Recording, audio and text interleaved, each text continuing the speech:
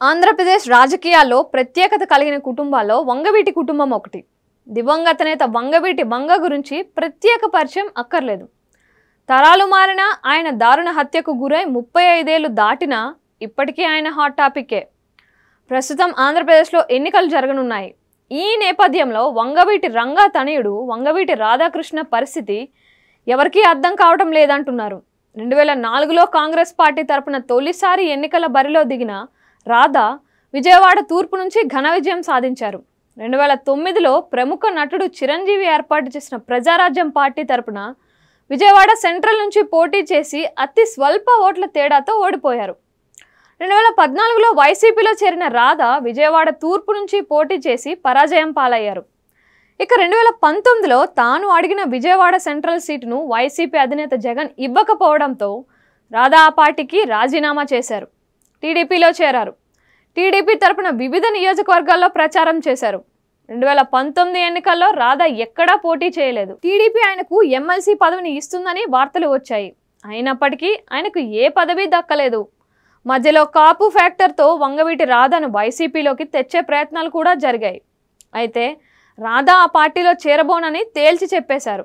ప్రస్తుతం టీడీపీలోనే రాధా ఉన్నారు. నారా లోకేష్ శివగలం పాదయాత్రలోనూ ఆయన పాల్గొన్నారు.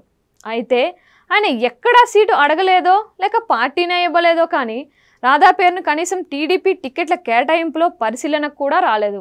గతంలో రాధా ఆశించిన విజయవాడ సెంట్రల్ సీటును మాజీ ఎమ్మెల్యే కాపు సామాజిక వర్గానికే చెందిన బోండా ఉమాకి చంద్రబాబు కేటాయించారు. ఈ క్రమంలో కొద్ది రోజుల క్రితం వంగవీటి రాధా తెనాలి వెళ్లి జనసేన పార్టీ ముఖ్య నేత నాదెండ్ల మనోహర్, గుంటూరులో ఎంపీ వల్లభనేని బాలశౌరితో భేటీ కావడం హాట్ టాపిక్గా మారింది. దీంతో రాధా జనసేనలోకి వస్తారనే చర్చ కూడా మొదలైంది. ఈ క్రమంలో రాధా పేరును బందరు పార్లమెంట్ లేదా అవనగడ్డ అసెంబ్లీ నియోజకవర్గానికి పరిశీలిస్తున్నారని జనసేనలో టాక్ నడిచింది. అయితే ఎట్టకేలకు 2 రోజుల క్రితం బందరకు బాలశౌరిని అభ్యర్థిగా ప్రకటించారు. దీంతో ఇక మిగిలింది అవనగడ్డ అసెంబ్లీ నియోజకవర్గమే. ఇక్కడ పలువురు అభ్యర్థులు పోటీ పడుతున్నారు. ఎవరికి ఇవ్వాలో తేల్చుకోలేక జనసేన ఇక్కడ ఐవీఆర్ఎస్ నిర్వహించింది. ఇందులో విక్కుర్తి శ్రీనివాస్కు ఎక్కువ మంది మద్దతు తెలిపారు. అయితే టీడీపీ అవనిగడ్డ ఇన్ఛార్జిగా ఉన్న మండలి బుద్ధప్రసాద్ జనసేనలో చేరతారని, ఆయనకే అవనిగడ్డ సీటు ఇస్తారని ప్రచారం జరుగుతోంది. ఈ మేరకు మాజీ మంత్రి మండలి బుద్ధప్రసాద్ పిఠాపురం వెళ్లి పవన్ కళ్యాణ్ సమక్షంలో జనసేనలో చేరతారని చెబుతున్నారు. దీంతో రాధకు సీటు లేనట్టేనని అంచనా వేస్తున్నారు.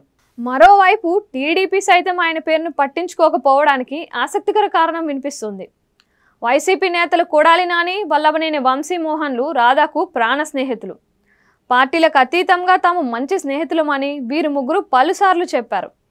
ఈ నేపథ్యంలో టీడీపీ అధినేత చంద్రబాబు ఆయన కుమారుడు లోకేష్ను తిట్టిపోసే కొడాలి నాని, వల్లభనేని వంశీలతో రాధా అంటకాగడం వల్లే ఆయనకు సీటు ఇవ్వలేదనే టాక్ నడుస్తోంది. ఈ నేపథ్యంలో 2019లోనూ ఇప్పుడు పోటీ చేయకపోతే రాధా రాజకీయ భవిష్యత్ ముగిసినట్టేనని టాక్ నడుస్తోంది.